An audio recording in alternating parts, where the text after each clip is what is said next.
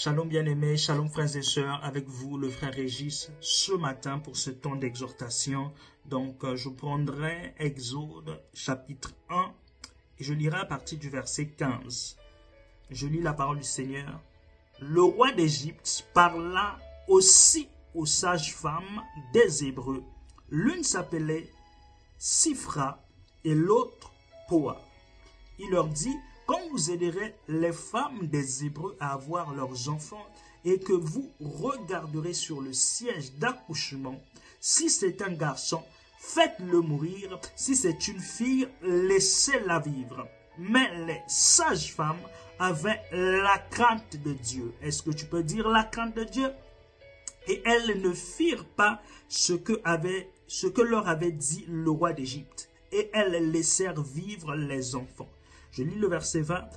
Dieu fit du bien aux sages-femmes et le peuple devint nombreux et très puissant.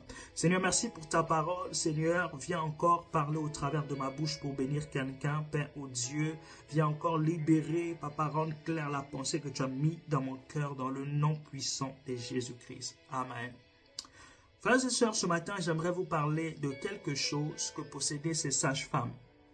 Vous voyez ici, on sait que le peuple d'Israël était ici en captivité en Égypte pendant pas mal d'années et ils étaient tourmentés par le roi d'Égypte parce que finalement c'est un peuple qui est béni, qui va prospérer même en Égypte et il va devenir nombreux et cela va attirer la colère, on va dire, des Égyptiens, la colère du roi d'Égypte, le mépris, jusqu'à prendre des décisions horribles, des décisions qui poussent à un génocide.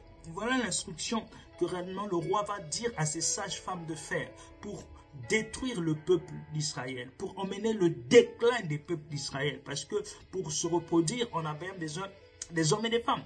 Mais ici, le roi va dire non. Tuez les mâles, laissez vivre les femmes, parce que les femmes ne peuvent pas combattre, les femmes ne peuvent pas se rebeller. Mais et aussi, cela bloque la croissance du peuple, cela bloque la prospérité d'un peuple. Cela était un objectif, éteindre ce peuple d'Israël. Et finalement, il va parler à ces femmes qui étaient des sages-femmes hébreux. Il va leur dire, donner cette instruction, ce commandement: tuez les hommes, laissez vivre les femmes. Frères et sœurs, ces sages-femmes, elles étaient esclaves au même titre que les autres. Elles pouvaient subir le courroux du roi. Elles pouvaient subir la mort.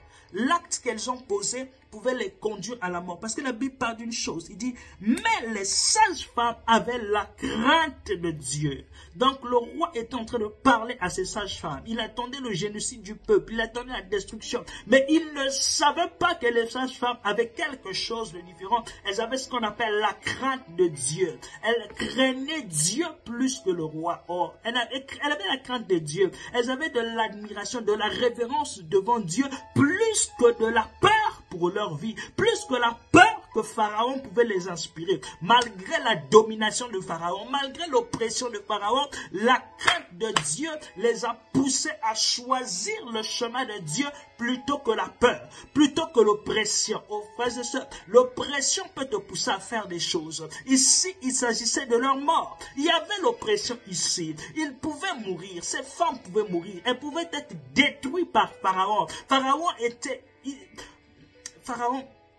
on sait que le peuple d'Israël était fouetté. Ils étaient poussés à faire des travaux forcés. Bien aimés, ils étaient des esclaves, poussés à faire des travaux forcés. Moins d'infos pas, Pharaon pouvait les détruire, les anéantir, les tuer. Mais ces sages-femmes ont préféré suivre la voie de Dieu, ont préféré marcher dans la voie de Dieu, plutôt que d'obéir à Pharaon, à cause d'une chose.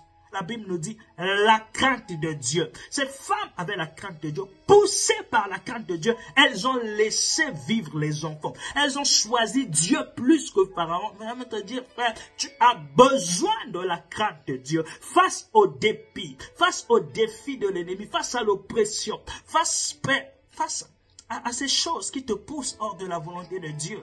Face à cette pression dans ce monde qui va te pousser hors de la volonté de Dieu, qui va te conduire à aller hors de la volonté de Dieu. Ici, pour résister à la volonté du diable, pour résister à la volonté de Pharaon, ces femmes ont manifesté quelque chose. Et celle-là, c'est la crainte de Dieu. Bien-aimé, tu as besoin de cela. Oh, je t'invite en cet instant à chercher la crainte de Dieu, à demander au Saint-Esprit de produire en toi la crainte de Dieu. C'est cela qui te permettra, c'est cela qui sera pour toi une veille, qui te permettra de résister à la voix de l'ennemi, à la voix de Pharaon. Or, je termine par cette glorieuse chose, par le verset 20 qui nous dit « Dieu fit du bien aux sages-femmes et le peuple devient nombreux et puissant. » Oh, frères et sœurs, cela t'apportera du bien. Cela tournera les regards de Dieu vers toi. Oh, tu as besoin que les regards de Dieu soient tournés vers toi. Tu as besoin que Dieu te fasse du bien. Bien-aimé, il faut d'abord avoir la crainte de Dieu. Il te faille d'abord manifester cela, la crainte de Dieu.